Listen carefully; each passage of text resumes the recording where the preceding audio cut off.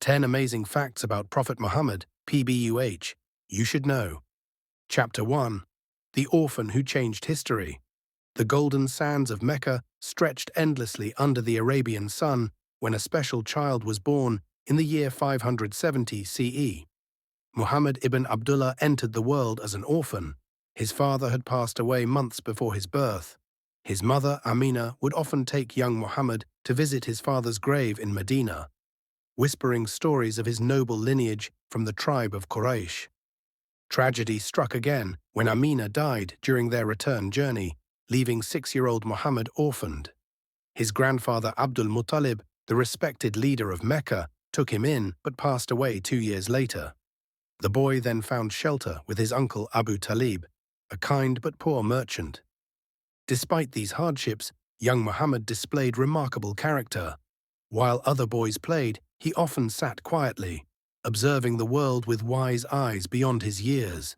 His honesty became legendary. Merchants would entrust him with their goods, knowing he would guard them faithfully. People began calling him Al-Amin, the trustworthy one. One remarkable incident from his youth foreshadowed his future. When he was 12, accompanying his uncle's trade caravan to Syria, a Christian monk named Bahira recognized special signs in the boy. After examining Muhammad closely, Bahira told Abu Talib, "This boy has a great future. Take good care of him." Chapter 2. The Divine Revelation in Cave Hira.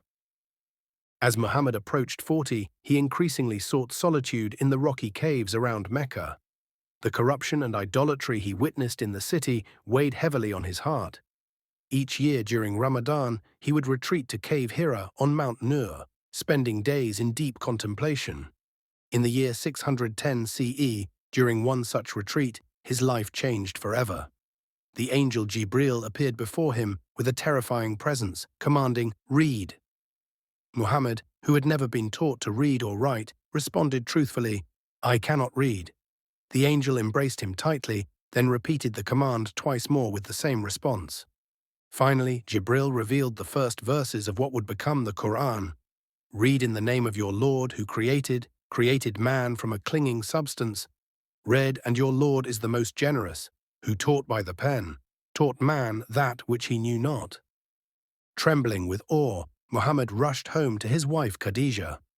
Cover me," he pleaded, as chills ran through his body. The wise Khadijah comforted him, recognizing this as a divine encounter. She became the first believer in his message, saying, "Allah would never abandon you, for you maintain family ties, speak truthfully, help the poor, and are generous to guests." Chapter 3. The Persecution in Mecca. For 3 years, Muhammad shared Allah's message quietly with close family and friends. When commanded to preach publicly, he climbed Mount Safa and called all Meccan tribes to worship the one true God. The powerful Quraysh leaders reacted with increasing hostility. Abu Lahab, his own uncle, became his fiercest opponent, publicly ridiculing him. Others threw dirt on him as he prayed. Wealthy merchants feared the new message would undermine their profitable idol trade. They offered Muhammad kingship, wealth, and marriage to the most beautiful women if he would stop preaching, offers he steadfastly refused. The persecution intensified. Followers were tortured. Bilal, an African slave, had heavy stones placed on his chest in the scorching heat. Sumayya, an elderly woman, became Islam's first martyr when speared to death. Yet Muhammad continued preaching, often standing in the Ka'ba's courtyard, reciting verses as people threw garbage at him.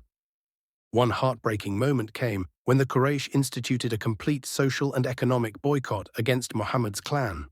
For 3 years, the Muslims were confined to a barren valley, surviving on leaves and the occasional smuggled provisions.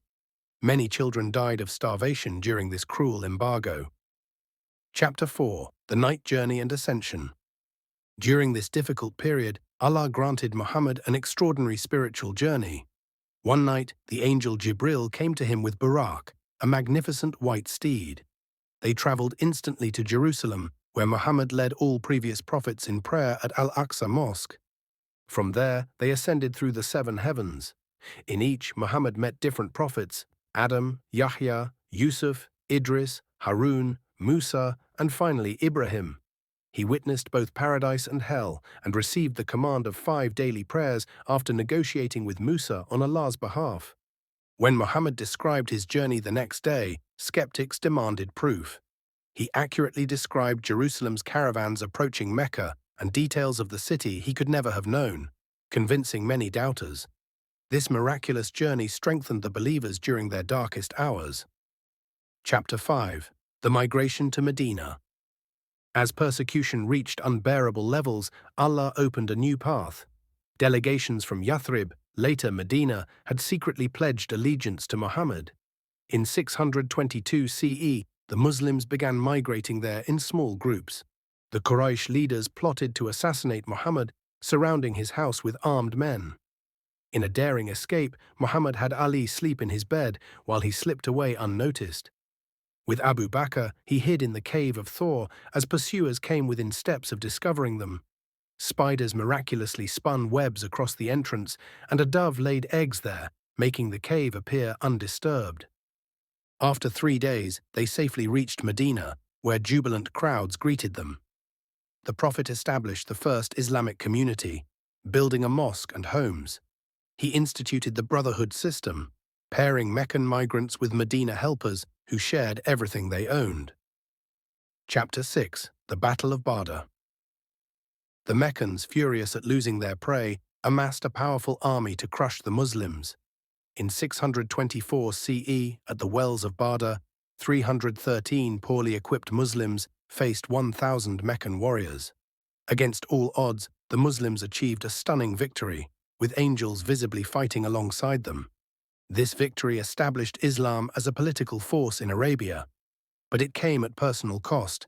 Muhammad wept over the bodies of slain enemies, his own relatives, saying, "These souls are my flesh and blood." Chapter 7. The Conquest of Mecca.